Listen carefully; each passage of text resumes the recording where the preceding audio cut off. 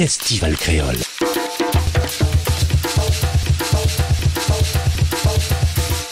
À La Réunion.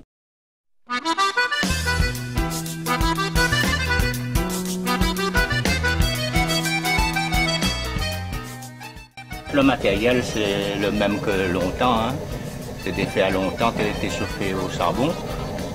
Mais sauf que maintenant, il sort avec un chalumeau à gaz.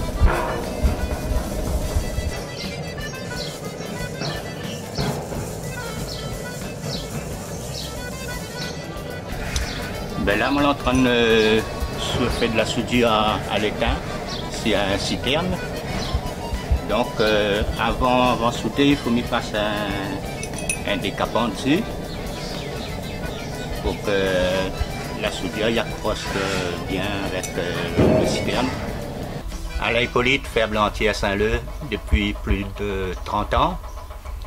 Donc, mon papa même était ferblantier, mon grand-père était ferblantier. Mais moi, là, été formé plutôt avec mon grand-père parce que mon papa est mort assez jeune. Déjà plus de 30 ans, donc moi, là, installe à moi à mon compte. Et le ferblantier, c'est le travail de la tôle galvanisée, qu'elle est tout fait main, qu'elle est découpée, formée et soudée à l'étain. Peut-être c'est un métier qui était déjà dans le sang de mes parents, que moi, là, repris ça.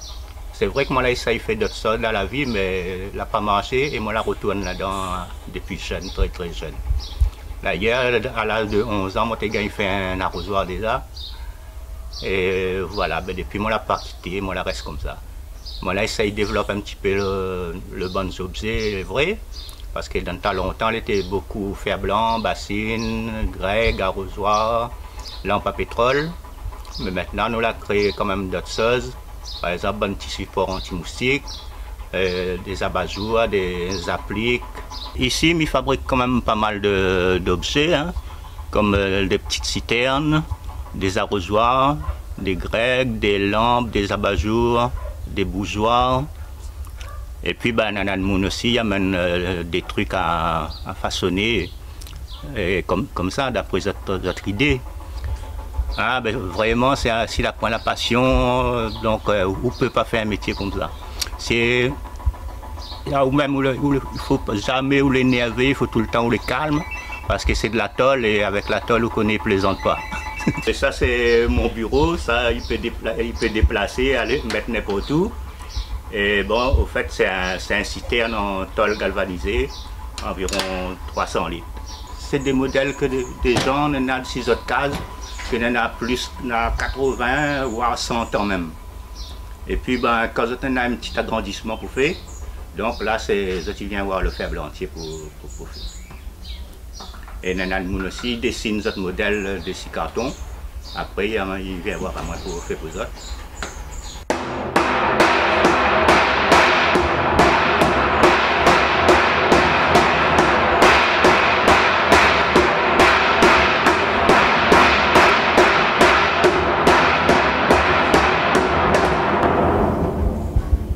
Alors là, nous l'avons fait un premier bord, nous l'avons retourné, comme ça, la tôle est plus coupante.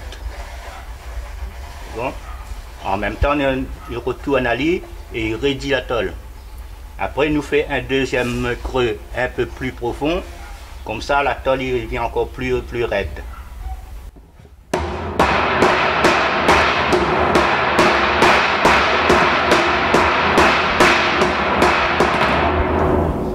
Après, ben, l'outil, c'est un bois de filao qui date depuis du temps de mon grand-père. Là, il y a la donne à moi. Et depuis le temps, ben, je travaille toujours là-dedans avec un marteau qui est légèrement cintré. Comme ça, il ne reste pas la marque quand on tape dessus la tôle. Alors, tout le bac peut être de petits bacs de 20 litres, donc c'est le même système, sauf que le creux dans le bois, les moins larges. Le tronc de bois, déjà, c'est un patrimoine, parce que mon grand-père a travaillé dessus.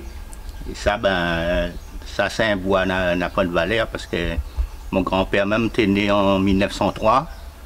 Et les autres même imaginent le temps que l'il en a.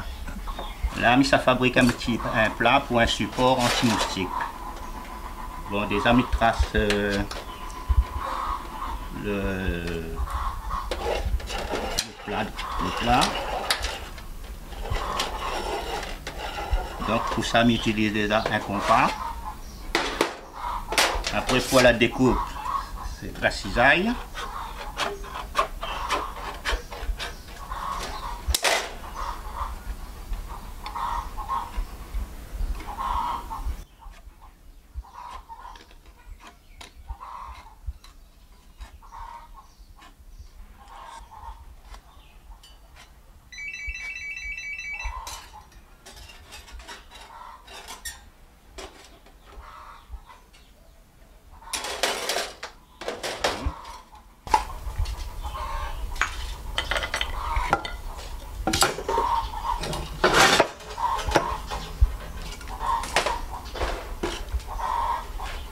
Chaque fois les mêmes étapes. On a les mêmes étapes, mais ça nous remarque nos outils. Ils ne vendent pas partout, donc c'est nous-mêmes qui imaginent.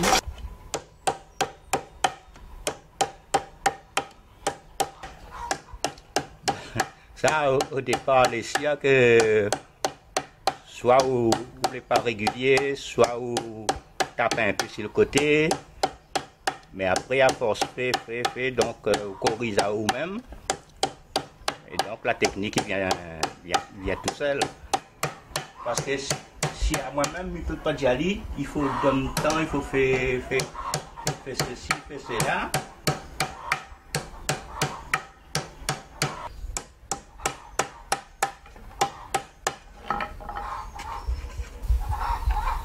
Voilà, là pour moi, les côtes ne sont pas encore bien perpendiculaires.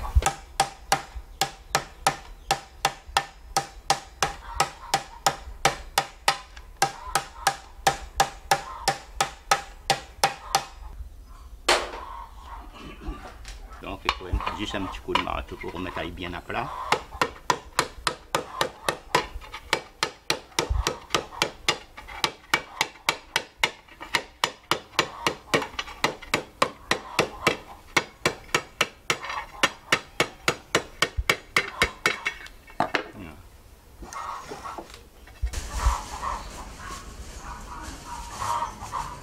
Là, il reste aussi, il faut mettre un petit poignet comme ça, soudé. Et puis, ben, on a le pic pour recevoir le spirale, il vient comme ça.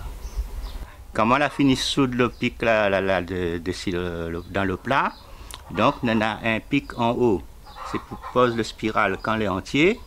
Et on a le petit bec sur le côté, c'est quand il est cassé, ou bien il coince le spirale dans le coin. Bon, ben là, on a un ensemble d'objets que moi j'ai fabriqué. Donc, voilà, ici, c'est la bassine dans le temps longtemps, de monter la linge dedans et de faire le bain. On a le vase à fleurs pour le cimetière, bientôt 1er novembre.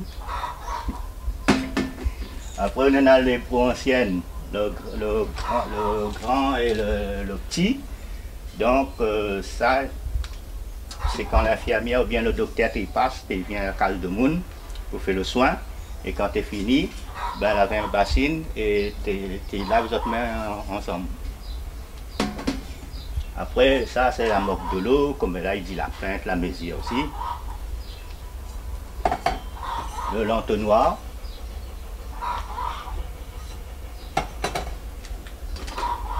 La grègue café.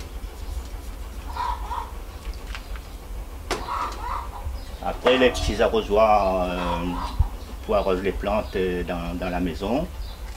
Mais nous faisons aussi en grand, hein, même des arrosoirs de 10 litres, 12 litres. Ici c'est un abreuvoir pour les oiseaux ou bien les petits poussins. Donc on remplit la bouteille, on repose le truc dessus. Et puis ben, quand on retourne, l'eau il reste toujours à ce niveau-là. Il faut l'oiseau il vient y boire pour que un goutte par goutte il descend. Après, un petit peu plus moderne, ben, moi, on a fait des abat-jours. Il fait depuis quand même quelques années quand même. Hein.